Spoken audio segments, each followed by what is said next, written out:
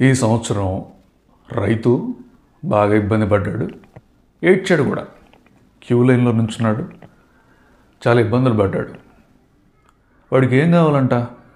వాడికి ఏదో ఒక కట్ట కావాలంట. ఆ కట్టిస్తే వాడు వెళ్ళిపోతాడంట.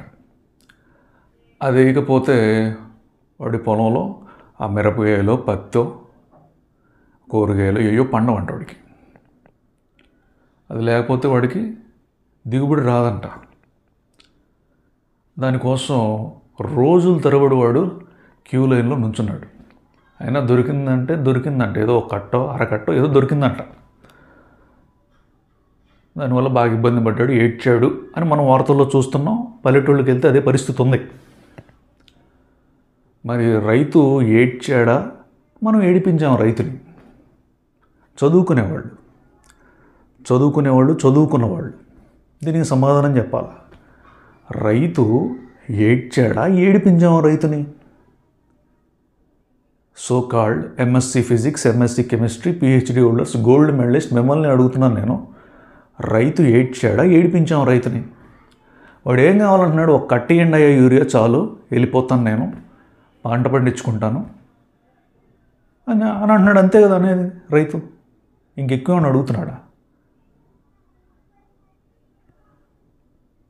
చెప్పాలి, సమాధానం చెప్పాలి. ఎవరైతే ఎంఎస్సి ఫిజిక్స్, ఎంఎస్సి కెమిస్ట్రీ డిగ్రీలు చదువుకున్నారో వాళ్ళు సమాధానం చెప్పాలి. వాళ్ళకు తెలుసు ఆన్సర్. ఏదో డిగ్రీ చదువుకోవడం, ఏదో కంపెనీ చూసి జాబ్ జాయిన్ అవ్వడం,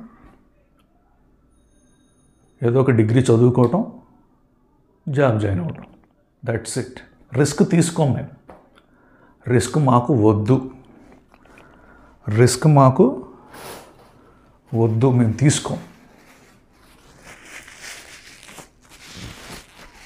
రిస్క్ తీసుకోమంటే ఇలానే ఉంటాయి పరిస్థితులు.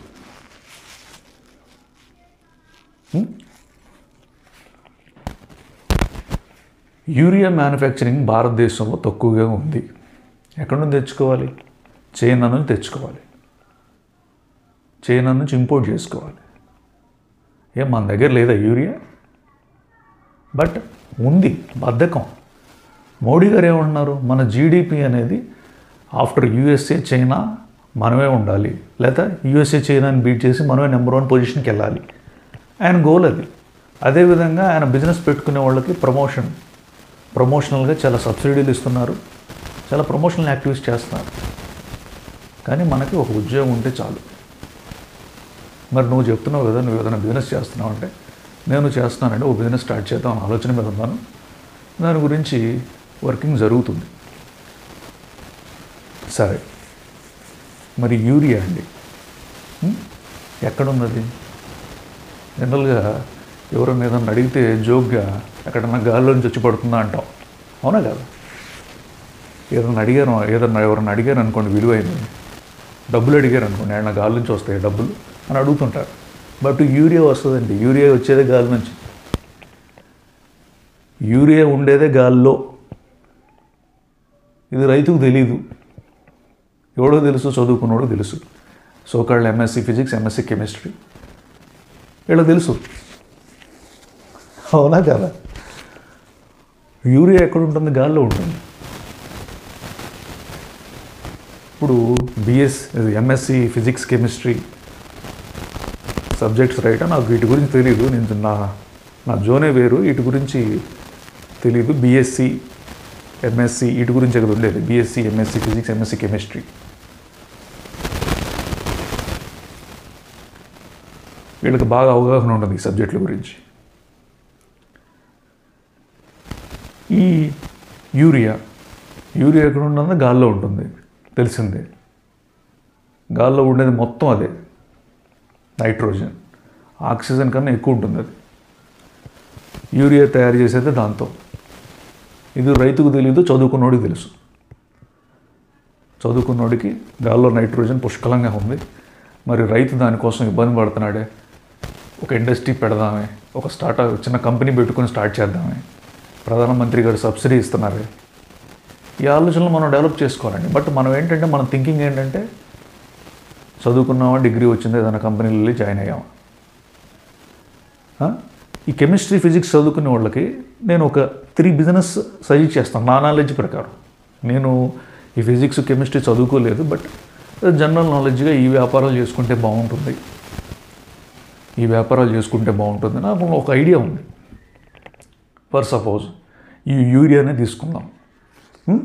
ఎంత ఉపయోగం రైతులకి. చీఫ్ మినిస్టర్స్ వీళ్ళందరూ ఏం చెప్తున్నారంటే యూరియాని తక్కువగా వాడండి, ఎంత తక్కువ వాడితే అంత మంచిది, తక్కువ వాడితే దిగుబడి రాదు, రైతుగా దిగుబడే కావాలి.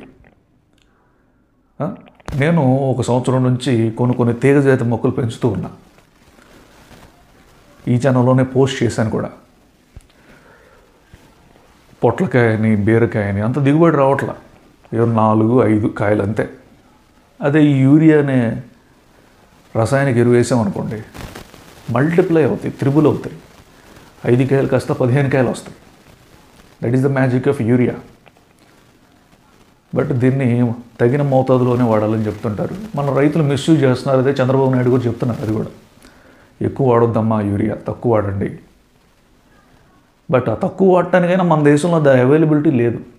అవైలబిలిటీ చాలా తక్కువగా ఉంది. యూరియా అనేది అవైలబిలిటీ చాలా తక్కువగా ఉంది.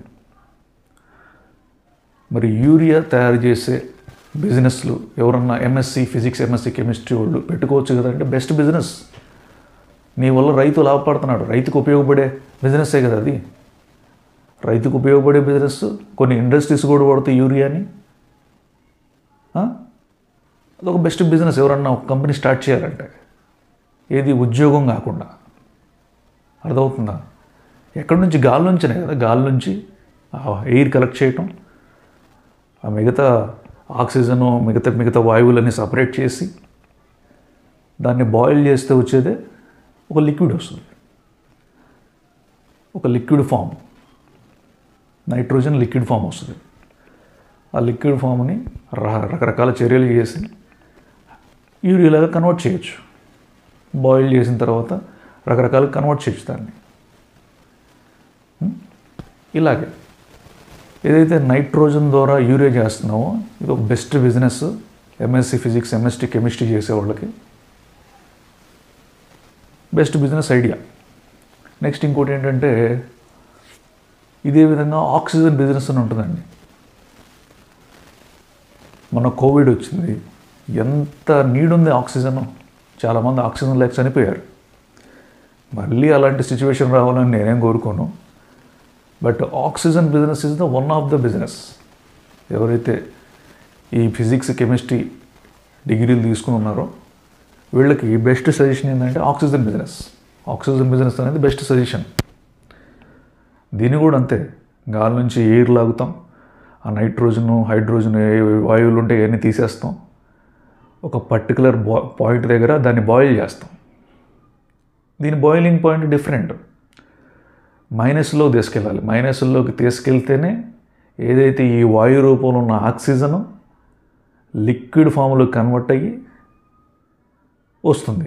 లిక్విడ్ ఫామ్లోకి వస్తేనే మనకి ట్రాన్స్పోర్టేషన్కి ఈజీగా ఉంటుంది. అది ఎయిర్ లాగే ఉందనుకోండి, దాని ట్రాన్స్పోర్టేషన్కి ఎక్కువ స్పేస్ ఆక్యుపై చేస్తుంది, కొద్దిగా ఇబ్బందిగా ఉంటుంది. వాడు ఎవడైతే ఆక్సిజన్ కొనుక్కుంటాడో వాడు దాన్ని తీసుకెళ్ళిన తర్వాత మళ్ళీ ఎయిర్ లోపల నుంచి కన్వర్ట్ చేసుకుంటాడు. అర్థమవుతుందా?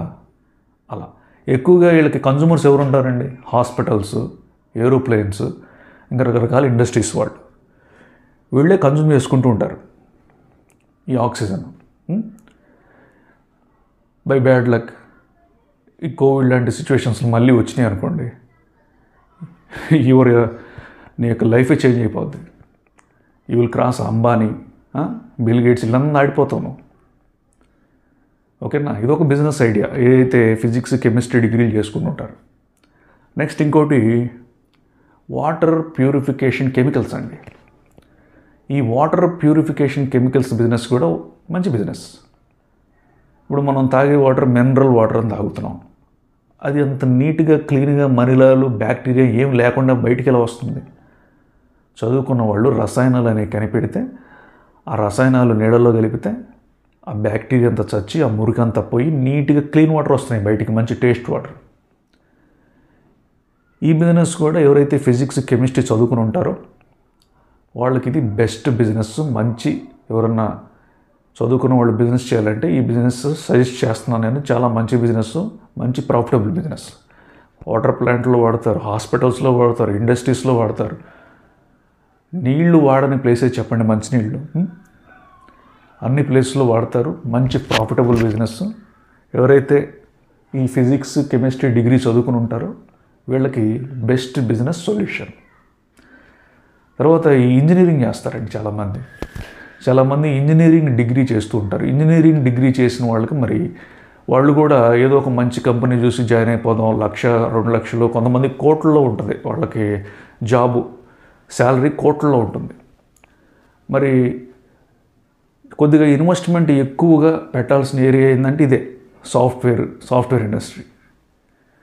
కొత్తగా బిజినెస్ స్టార్ట్ చేయాలి అనుకున్న వాళ్ళు స్టార్ట్ చేయడం చాలా కష్టం ఈ సాఫ్ట్వేర్ ఇండస్ట్రీలో.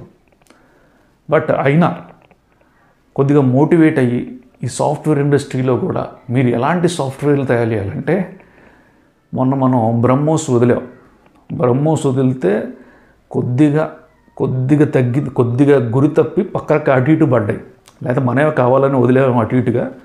ఈసారి ఏంటంటే ప్రెసిషన్ ఆసిఫ్ మునీర్ గారు ఉంటాడు చూసావా, వాడి తలకాయ కరెక్ట్గా మధ్యలో సెంటర్ పాయింట్లో తగిలి వాడి పుచ్చ పగిలిపోయి చావాలి.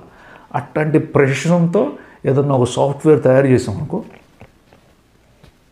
That will Boost to the Indian economy. అది ఇండియన్ ఎకానమీ ఫేస్ చేంజ్ చేస్తుంది అసలు. ఎలా అంటే ఇప్పుడు నువ్వు అలాంటివి తయారు చేసావు, ప్రపంచంలో రకరకాల దేశాలన్నీ ఖచ్చితంగా వాళ్ళ చుట్టుపక్కల దేశాలతో గొడవలు ఉంటాయి కాబట్టి మన దేశం దగ్గర నుంచి కొనుక్కుంటారు, మనకు డాలర్స్ వస్తాయి. మన దగ్గర నుంచి కొనుక్కుపోయి మన మీద వదిలితే ఎట్టండి, మనకి డోమ్ సిస్టమ్ ఉంది, దాన్ని ఇంకా బాగా మన సాఫ్ట్వేర్స్తో అడ్వాన్స్గా డెవలప్ చేసుకుంటాం. ఈ ఇండస్ట్రీస్లో ఇన్వెస్ట్ చేయమని చెప్పేది అందుకే మిమ్మల్ని. ఎవరైతే సాఫ్ట్వేర్ ఇంజనీరింగ్ కంప్లీట్ చేసుకుంటారో వాళ్ళు వీటిలో పెట్టుబడి పెట్టుకోండి, ఏదో ఒక ఆపర్చునిటీ వస్తుంది, గవర్నమెంట్ నుంచే వస్తాయి ఆర్డర్స్. ఎక్కువగా డీలింగ్ అంతా వీళ్ళు సాఫ్ట్వేర్లు వాడని ప్లేసే చెప్పండి. ఇప్పుడు సాఫ్ట్వేర్ ఇంజనీర్ అయ్యాడు అనుకోండి, రకరకాల స్టేజ్లు ఉంటాయి. అనలైజింగ్ అని, టెస్టింగ్ అని, కోడింగ్ అని, రకరకాల స్టేజెస్లో ఉద్యోగం చూసుకుంటారు. డెవలపింగ్ అని ఇలా కాకుండా ఏదో నువ్వు బిజినెస్ పెట్టుకున్నాను అనుకోండి, ఒక 10 మంది, 20 మంది, 30 మంది సాఫ్ట్వేర్ ఇంజనీర్లకి ఒక లైఫ్ ఇచ్చినట్టు ఉంటుంది, దేశానికి సేవ్ చేసినట్టు ఉంటుంది, మిలిటరీకి, ఎడ్యుకేషన్ సిస్టమ్కి సేవ్ చేసినట్టు ఉంటుంది, ఫార్మాకి సేవ్ చేసినట్టు ఉంటుంది, అకౌంటింగ్ సేవ్ చేసినట్టు ఉంటుంది. రకరకాల ఏరియాస్లో మీ సాఫ్ట్వేర్లు వాడుతుంటారు, మీ సాఫ్ట్వేర్ అని యూజ్ చేస్తూ ఉంటారు. అర్థమవుతుందా? సాఫ్ట్వేర్ ఇండస్ట్రీలో కూడా ఇన్వెస్ట్ చేసి పెట్టుబడి పెట్టి బిజినెస్ స్టార్ట్ చేయండి, ఓకేనా? అలాగే ఈ హార్డ్వేర్ ఇండస్ట్రీ అని, కంప్యూటర్ ఇంజనీరింగ్ అని, వీళ్ళు కూడా ఏదన్నా బిజినెస్ అనేది స్టార్ట్ చేస్తే చాలా బాగుంటుందని నా ఉద్దేశం. అలాగే కొంతమంది బయాలజీ, జువాలజీ, బోటనీ ఇలా చదువుకుంటుంటారు. మీరు ఏమనుకోనంటే మీకు నాలెడ్జ్ బట్టి మీకు వ్యాపారాలు చేసుకోండి, నేను వద్దంటలా. కానీ ఒక బిజినెస్ సలహా, కొన్ని కోట్ల టర్నోవర్ సిటీస్లో ఈ బిజినెస్ కనుక మీరు చేస్తే కొన్ని కోట్ల టర్నోవర్ ఈ బిజినెస్ ద్వారా మీరు గెయిన్ చేయొచ్చు. ఏం బిజినెస్ అది? జస్ట్ మీరు సిటీస్లో చూస్తుంటే కొన్ని వందల నర్సరీలు ఉంటాయి. హైదరాబాద్ లాంటి సిటీస్ చూసారనుకోండి, ఒక బజార్లోనే 10-15 నర్సరీలు ఉంటాయి. ఆ సిటీలో ఉన్నవాళ్ళు ఇంట్లో పెంచుకోవడానికి పూల మొక్కలని, చిన్న మొక్కలు ఎత్తుకుపోతూ ఉంటారు. ఈ నర్సరీ బిజినెస్ పెట్టడం వల్ల మీకు ఫ్యూచర్లో ఎటువంటి కాంప్లికేషన్స్ రావు. మీ టర్న్ ఓవర్ ఎంతైనా మీరు జిఎస్టీ రిజిస్ట్రేషన్ తీసుకోవాల్సిన అవసరం లేదు, మీ ఇన్కమ్ ఎంతైనా మీరు ఇన్కమ్ ట్యాక్స్ కట్టాల్సిన అవసరమే లేదు. మీరు చేయాల్సిందల్లా మీరు ఆ మొక్కలు, ఆ తెగుళ్ళు రావకుండా చూసుకోవటం, అటు పోషణ చూసుకోవటం. మీరు ఈ బయాలజీ, జువాలజీ, బోటనీ వీటి గురించి చదువుకున్నారు కాబట్టి this is the best business. చిన్న గొడవ లేకుండా, ఇన్కమ్ ట్యాక్స్ గోల్ లేకుండా, జిఎస్టీ గోల్ లేకుండా బెస్ట్ బిజినెస్ ఏంటంటే ఇదే బెస్ట్. అర్థమవుతుందా? అలా ఏదైనా మీరు ఎంచుకున్నారో ఆ రంగంలో డిగ్రీ తీసుకున్న తర్వాత కొంత క్యాపిటల్ ఇన్వెస్ట్ చేసి బిజినెస్ స్టార్ట్ చేయండి. మీకు ఏ ప్లేస్లో స్టార్ట్ చేయాలి, యాజ్ ఏ కంపెనీగా స్టార్ట్ చేయాలా, యాజ్ ఏ ప్రైవేట్ కంపెనీగా స్టార్ట్ చేయాలా, పబ్లిక్ కంపెనీగా స్టార్ట్ చేయాలా, సింగిల్ మ్యాన్ కంపెనీలో 1 person కంపెనీలాగా స్టార్ట్ చేయాలా, పార్ట్నర్షిప్ లాగా స్టార్ట్ చేయాలా, ఏ ప్లేస్లో స్టార్ట్ చేయాలి, ఎక్కడ స్టార్ట్ చేయాలి, ఎంత ఇన్వెస్ట్మెంట్ పెట్టుకోవాలి, ఇవన్నీ తెలియాలని మీ దగ్గరలో ఉన్న ఒక చార్టెడ్ అకౌంటెంట్ని కలవండి. ఆయన పెద్ద ఫీజు కూడా తీసుకోడు. ఒకవేళ ఫీజు తీసుకున్నాడా అనుకోండి, మీ కంపెనీ ఉన్నన్ని రోజులు మీకు ఫ్రీగా సర్వీస్ ఇస్తూనే ఉంటారు, దానిలో ఇబ్బంది ఏం లేదు. జనరల్గా ఒక కంపెనీ ఇన్కార్పొరేషన్కి ఒక 20,000 15,000 అలా తీసుకుంటారు సీఏలు. ఈ 15,000 20,000 తీసుకుంటున్నారులే, ఏడబోతాం ఆయన దగ్గరకని మీరు మీ ఇష్టం వచ్చినట్టు చేసుకున్నారంటే కొన్ని ఇబ్బందులు పడే ఛాన్సెస్ ఉంటాయి. అలా కాదు, ఇబ్బందులు పడకుండా ఉండాలంటే దగ్గరలో ఉన్న సీఏనో సిఎస్నో కాస్ట్ అకౌంటెంట్నో లేకపోతే ఒక లాయర్నో ఎవరినో కన్సల్ట్ అవ్వండి. ఆయన గైడెన్స్ అనేది ఉంటుంది. రేపు ఏదన్నా ఎన్సిఎల్టీలో ప్రాబ్లం ఉన్నా ఆయన చూసుకుంటూ ఉంటారు. మీకు ఇబ్బంది లేకుండా ఫ్రీ ఫ్లోగా స్మూత్గా మీ బిజినెస్ రన్ అయ్యే విధంగా ఆయన చూసుకుంటూ ఉంటారు. ఓకేనా? చదువుకున్న వాళ్ళు బిజినెస్ స్టార్ట్ చేయాలి. అల్టిమేట్ గోల్ ఏంటి? Business will boost the economy. China America ఏ ఉండదు, దానికి రాసే వెళ్ళిపోతాం మనం. ఓకేనా? All the best.